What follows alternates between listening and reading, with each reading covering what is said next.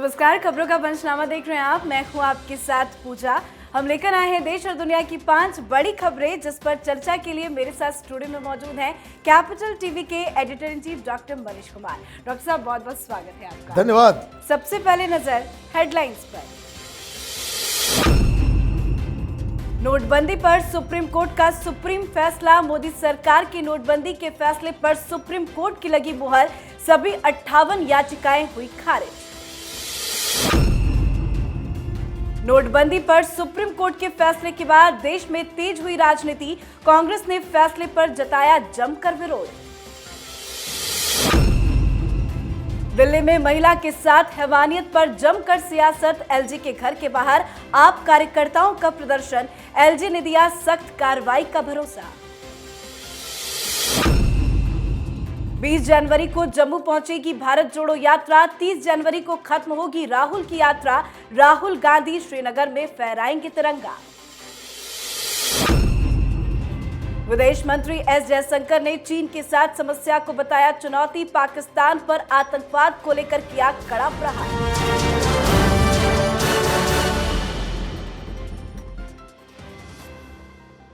आज की सबसे पहली खबर में बात मोदी सरकार के ऐतिहासिक फैसले पर लगी सुप्रीम कोर्ट की मुहर की। सुप्रीम कोर्ट ने आज बड़ा फैसला सुनाते हुए मोदी सरकार के 2016 में 500 और 1000 रुपए के नोटों को बंद करने के फैसले को सही बताया है। सुप्रीम कोर्ट ने नोटबंदी को चुनौती देने वाली सभी 58 याचिकाओं को खारिज कर दिया। जस्टिस अब्दुल नजीर की अध्यक्षता वाली 5 जजों की संवैधानिक बेंच ने साफ कहा कि आर्थिक फैसले को बदला नहीं जा सकता। नोटबंदी का फैसला कानूनी प्रक्रिया के तहत सोच विचार कर सभी पहलुओं को जांच पड़ताल कर ही लिया गया है। तमाम तरह के सवाल खड़े हो रहे थे, पर अब सुप्रीम कोर्ट ने भी मुहर लगा दी है नोटबंदी पर। देखिए, उन तमाम बड़े बड़े पत्रकारों को, एनालिस्ट को, ओपिनियन मेकर्स जो आर्टिकल लिखा करते थे कि ये फासिज्म है, ऑटोक्रेटिक डिसीजन है, इलीगल है, कैबिनेट को नहीं बताया गया, पार्लियामेंट को नहीं बताया गया, और राहुल गांधी इस पे लगातार राजनीति करते रहे। आज उन तमाम लोगों के चेहरे पे कालिख पुत गई जिन लोगों ने नोटबंदी के फैसले का विरोध किया, क्योंकि ये जो 58 लोग, ये कांग्रेस पार्टी के चट्टे बट्टे, वो किसी तरीके से इस जुगाड़ में थे कि सुप्रीम कोर्ट की तरफ से कुछ निगेटिव कमेंट आ जाए, फैसला ऐसा हो कि जिसको ये राजनीति में इस्तेमाल कर सके कि ये देखिए प्रधानमंत्री मोदी ने कितनी बड़ी गलती की। अब सुप्रीम कोर्ट ने 4 बातें मुख्य तौर पे कह दी। पहली चीज ये कि जो फैसला लिया गया वो कानून की नज़र में सही है। दूसरा, जिस हिसाब से जितनी सुरक्षा के साथ, मतलब सीक्रेसी के साथ इस फैसले को इंप्लीमेंट किया गया वो भी जायज़ है। ये भी कहा गया कि आरबीआई के कानून के मुताबिक ही ये फैसला लिया गया। ये कोई ऐसा फैसला नहीं है कि जिसके ऊपर सवाल खड़ा किया जा सके। मतलब ये कि एक बहुत ही कंट्रोवर्शियल डिसीजन जिसके ऊपर विपक्ष अब तक राजनीति करता आया, प्रधानमंत्री मोदी को घेरता आया, और ये एंटी मोदी गैंग पत्रकारों का जो है वो लगातार अपना कह सकते समय ये लोग जो बर्बाद कर रहे थे, आज सुप्रीम कोर्ट की तरफ से कह दिया गया कि आप लोग जनता के अंदर मिथ्या फैलाने में जुटे हुए थे, क्योंकि ये फैसला न्यायपूर्ण लिया गया, कानून के अनुसार लिया गया। जी, फैसले को विपक्ष जो है वो पचा नहीं पाया है, क्योंकि अभी भी राजनीति हो रही है। दूसरी खबर हमारी उसी से जुड़ी हुई है। तो नोटबंदी पर सुप्रीम कोर्ट ने बड़ा फैसला सुनाते हुए मोदी सरकार को बड़ी राहत दी है। मोदी सरकार के फैसले को सुप्रीम कोर्ट ने बिल्कुल सही बताया, पर नोटबंदी पर लगी सुप्रीम कोर्ट की मुहर को विपक्षी पचा नहीं पा रहे, और अब सुप्रीम कोर्ट के फैसले पर ही सवाल खड़े किए जा रहे हैं। जमकर राजनीति हो रही है। कुछ बड़े नेता ये कह रहे हैं कि सुप्रीम कोर्ट ने गलत फैसला सुनाया, तो कांग्रेस पार्टी कह रही है कि यह कहना कि कोर्ट ने नोटबंदी को सही बताया है, ये पूरी तरह से गलत होगा। कोर्ट ने नोटबंदी की प्रक्रिया को सही कहा है, ना कि नोटबंदी को सही ठहराया है। अब क्यों राजनीति हो रही है? देखिए, आदमी जब बीच चौराहे पे बेइज्जत हो जाए तो क्या करता है, वो इसी तरह की तर्कहीन बकवास। भाई, ये 58 लोग गए क्यों? किसको रिप्रेजेंट कर रहे थे? नोटबंदी से सबसे ज्यादा नुकसान किसका हुआ? तो उन नेताओं का जो घूसखोरी करके घर के अंदर नोटों का पहाड़ जमा करके रखा हुआ था। अभी मान लीजिए नोटबंदी कर दी जाए, बोले कि 2000 का नोट जो है वो कल से नहीं चलेगा, किसको नुकसान होगा? वही काला बाजारियों के, काला धन के सौदागरों के, चोर उचक्के भ्रष्ट बेईमान, इन तमाम लोगों को पीड़ा हुई थी जब नोटबंदी की घोषणा की गई थी।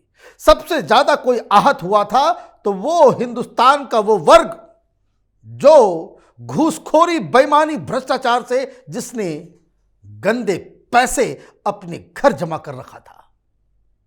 तो आज कांग्रेस पार्टी और विपक्ष उन्हीं लोगों की माउथपीस हो गई है जो उस देश को लूट खसोट करना चाहते हैं। कांग्रेस पार्टी का ये विरोध बहुत ही बचकाना है। सुप्रीम कोर्ट के फैसले के ऊपर अगर आपको भरोसा नहीं है, आप इटली जाएं, आप कोई और देश देख लें, क्योंकि हिंदुस्तान में कानून दो ही जगह से निर्धारित होते हैं, संसद या फिर सुप्रीम कोर्ट। दोनों जगह में विपक्ष की हार हुई है और ये इस तरह की बातें आप जनता के बीच लेकर के जाएंगे, लोग वैसे भी आपसे नाराज हैं, नाराजगी और ज्यादा बढ़ जाएगी। जी, कांग्रेस पार्टी की तरफ से कई सवाल खड़े किए जा रहे हैं। चिदम्बरम हो, पवन खेड़ा हो, जयराम हो, ऐसे कई बड़े नेता हैं जो ये बोल रहे हैं कि प्रभाव पर चर्चा क्यों नहीं की जा रही है। भाई, चिदम्बरम साहब तो ना ही कुछ बोले तो बेहतर है।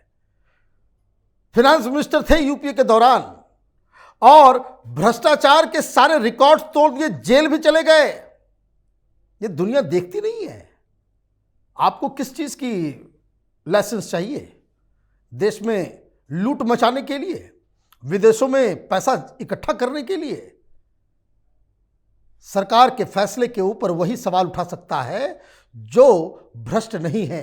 ये लोग तो सर से पांव तक भ्रष्टाचार में डूबे पड़े हुए लोग हैं। जी, अब बात Delhi hit and run case से जुड़ी, जिस पर जमकर सियासत हो रही है। न्यू ईयर के जश्न में डूबे 5 लड़कों ने अपनी कार से स्कूटी पर सवार एक लड़की को कुचल डाला। इसके बाद नशे में चूर उन लड़कों ने 20 वर्षीय लड़की के शव को लगभग 4 किलोमीटर तक घसीटा।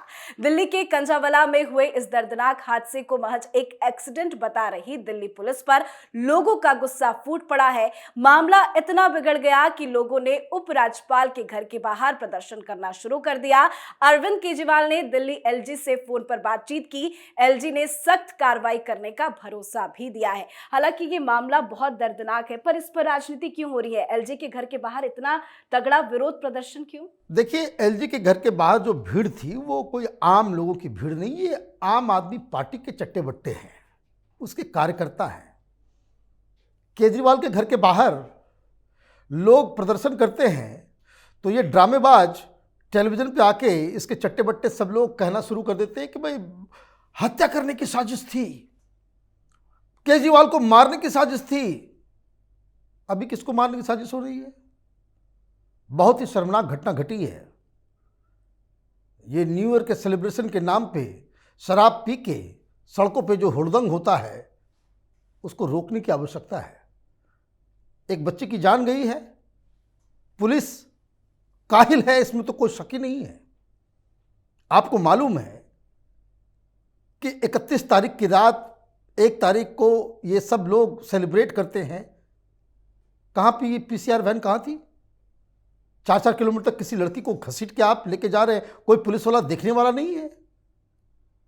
तो इसका मतलब यह है कि बैड पुलिसिंग का ये केस है, इसमें कोई डाउट ही नहीं है।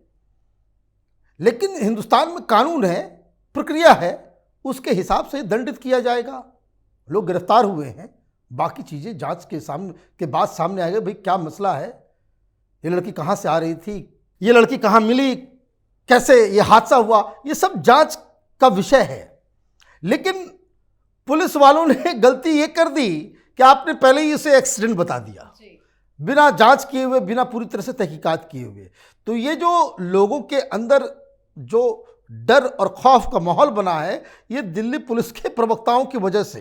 पहली चीज़ ये, लेकिन इसके ऊपर जो राजनीति हो रही है वो और भी ज़्यादा शर्मनाक है। मैंने सिर्फ इसलिए कहा कि जब केजरीवाल के घर के बाहर लोग खड़े हो जाते हैं तो अटेम्प्ट टू मर्डर जो है इनको नज़र आने लगता है कि केजरीवाल को मारने आए हैं, लेकिन ये बेशर्मी के साथ एलजी के घर के बाहर पहुंच जाते हैं तो इनको लगता है कोई बहुत बड़ा आंदोलन कर रहे हैं। तो ये सारी चीज़ें नहीं होनी चाहिए। Bad politics and bad policing का केस है ये। जी, हालांकि वैसे दिल्ली के एलजी ने सख्त कार्रवाई का आदेश दिया है। देखिए, सख्त कार्रवाई तो कहने के लिए है, जो कानून के हिसाब से कार्रवाई होगी वही होगी।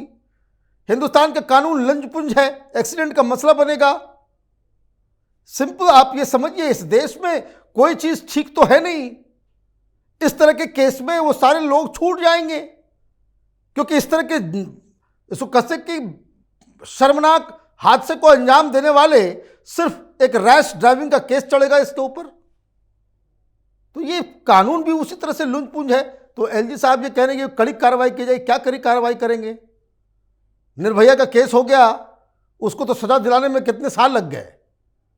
तो ये कड़ी कार्रवाई, कड़ी निंदा से ये देश थोड़ी चलने वाला है। लोगों को सेटिस्फेक्शन इससे नहीं मिलने वाला। जी, अब बात कांग्रेस की भारत जोड़ो यात्रा की। राहुल गांधी की यात्रा 9 दिन के लंबे ब्रेक के बाद 3 जनवरी यानी कि कल दिल्ली से दोबारा शुरू होगी और उत्तर प्रदेश में प्रवेश करेगी।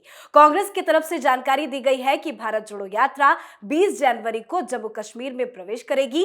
30 जनवरी को श्रीनगर में इस यात्रा का समापन हो जाएगा, जहां राहुल गांधी तिरंगा फहराएंगे। कश्मीर के लाल चौक पर भारत का झंडा फहराकर राहुल गांधी यात्रा की समाप्ति का ऐलान करेंगे। पहले कहा जा रहा था कि 26 जनवरी को तिरंगा फहराएंगे, यात्रा का समापन होगा। अब डेट को आगे क्यों बढ़ाया गया? देखिए, एक तो वो सिंबलिज्म नहीं करना चाह रहे थे, क्योंकि मे बी उससे ऐसा हो सकता है कि मुस्लिम वोट बैंक नाराज हो जाए, क्योंकि लाल चौक पे 26 जनवरी को, 15 अगस्त को तिरंगा फहराने का काम तो अब तक बीजेपी करते आई, जिसको कहते भाई हिंदुत्व पार्टी है।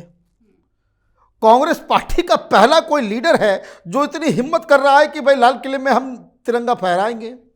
तो डेट कोइंसाइड ना करे रिपब्लिक डे से, तो इसलिए तारीख को आगे बढ़ाया गया होगा। ये वोट बैंक पॉलिटिक्स का नतीजा है। अदरवाइज अच्छा लगता कि 26 जनवरी को कांग्रेस पार्टी के प्रधानमंत्री के उम्मीदवार वो लाल चौक पे कश्मीर में वो झंडा फहराते, लेकिन वो सिंबलिज्म इन्हें पसंद नहीं है। मुस्लिम वोट बैंक नाराज हो जाएगा, इसलिए तारीख बदली गई।